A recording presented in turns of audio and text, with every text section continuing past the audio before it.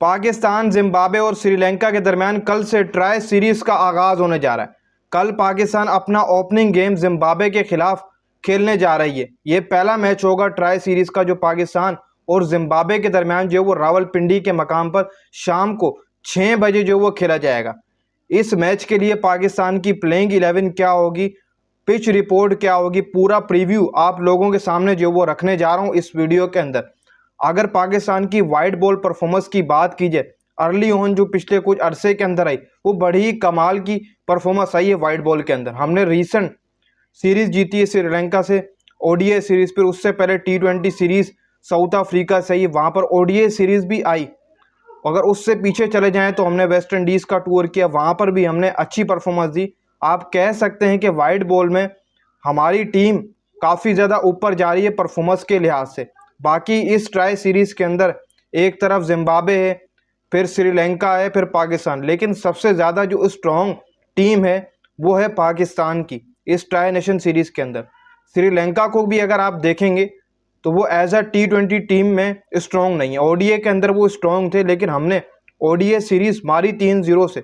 बाकी वो T20 try series के अंदर उनका जो स्क्वाड है वो स्ट्रॉन्ग नहीं है, मैं आपको बता दूं। बाकी जहाँ तक जिम्बाब्वे की बात है तो वो जब भी हमारे से खेलती है तो हम उन्हें हरा ही देते हैं कैसे ना कैसे करके। लेकिन ऐसा भी नहीं है कि जिम्बाब्वे हमें नहीं हरा सकती है। हमें जिम्बाब्वे ने एक बार हराया, अगर आपको अच्छे तरीके से याद होगा, ऑस्ट्रेलिया के अंदर मेलबोर्न के अंदर हमें इसी जिम्बाब्वे ने हराया था। तब बाबर आजम कैप्टन था।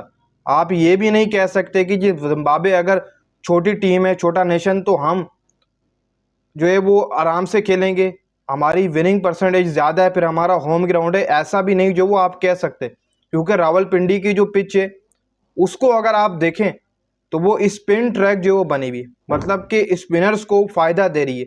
अभी ओडीआई सीरीज़ भी रावलपिंडी के अंदर हुई, वहाँ पर स्पिनर्स को बहुत ज़्यादा बेनिफिट था, ये मैं आपको बता दूं।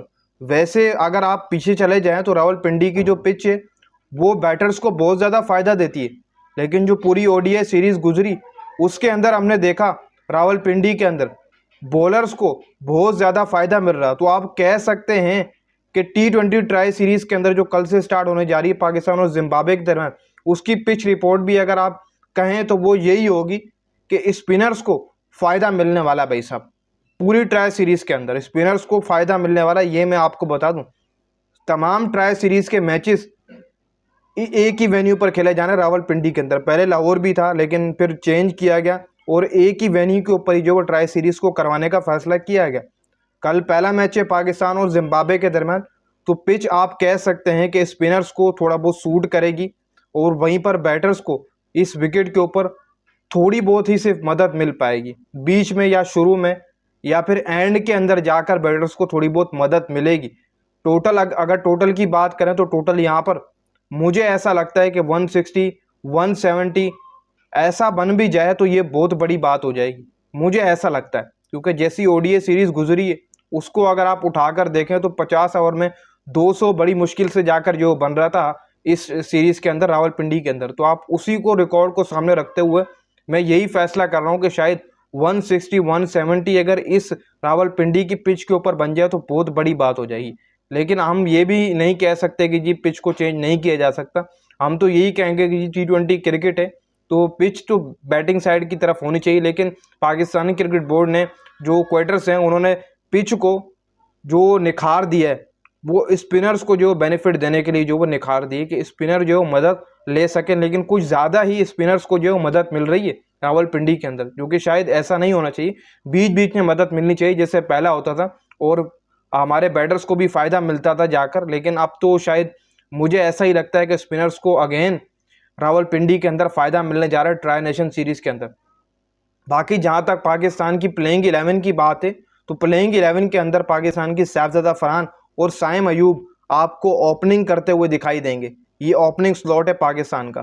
फिर इसी के साथ साथ बाबर आजम नंबर 3 के ऊपर खेलेंगे, फ़खर जमान, सलमान अली कैप्टन, फिर अब्दुल समद, मोहम्मद नवाज़, फ़हीम अशरफ, शाहीन शाह अफरीदी, नसीम शाह, अबरार अहमद।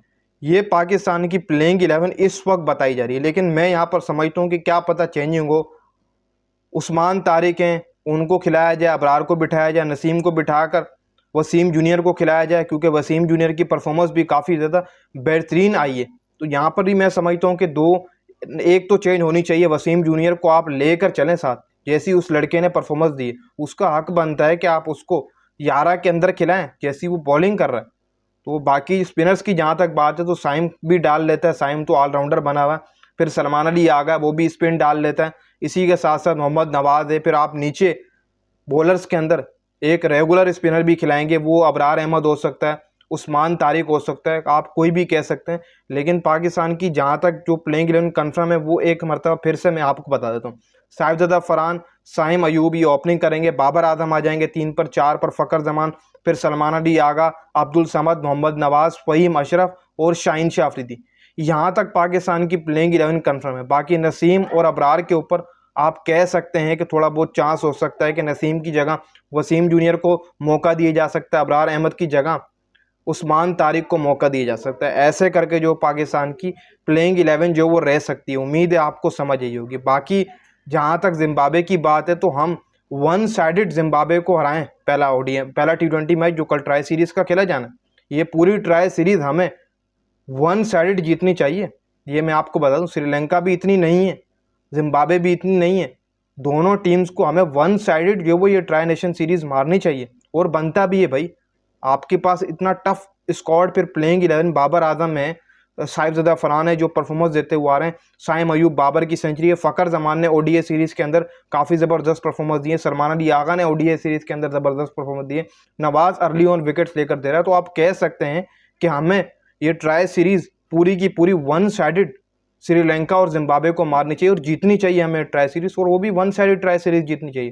फिर ऐसे आपका जो T20 वर्ल्ड कप आगे आएगा उसमें आपका एक स्क्वाड भी ज़बरदस्त बन जाएगा, आपकी तैयारी भी काफ़ी बेहतरीन हो जाएगी। फिर एशियन कंडीशन के ऊपर ही आपका T20 वर्ल्ड कप सन 2026 हो रहा है। आपने श्रीलंका के अंदर जाकर अपने मैचेस खेलने हैं तो कंडीशन सेम ही लगेगी, तो उससे एक टीम भी तैयार हो जाएगी, प्लेइंग 11 भी आपकी तैयार हो जाएगी, और आप जब जीत के साथ आगे जाते हैं किसी इवेंट के अंदर तो फिर आप मान के चलते हैं कि भाई हमें फिर कोई नहीं हरा सकता। तो कल पाकिस्तान और जिम्बाब्वे के दरमियान पहला ट्राई सीरीज़ का T20 मैच शाम को 6 बजे खेला जाना है, जिसका मैंने आपके साथ प्रीव्यू शेयर कर दिया है।